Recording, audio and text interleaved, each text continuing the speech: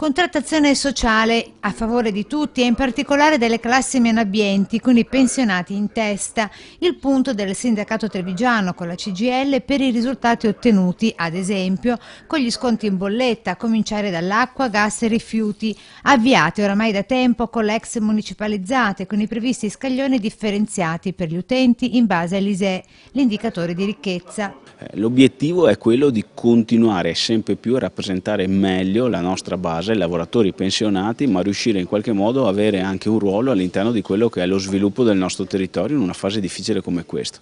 Quindi noi attraverso le nostre elaborazioni vogliamo in qualche modo migliorare la vita delle persone attraverso le istituzioni, le USL, le società partecipate e tutto il resto. Tutelare i cittadini, oltre che nei luoghi di lavoro, anche nel quotidiano e nella vita di ogni giorno, a cominciare dal welfare legato ai problemi di invecchiamento della popolazione, tra i temi portati avanti dal sindacato. Dove c'è lavoro, dove c'è un lavoratore e dove c'è un pensionato, il sindacato è giusto che ci sia e provi a tutelarli.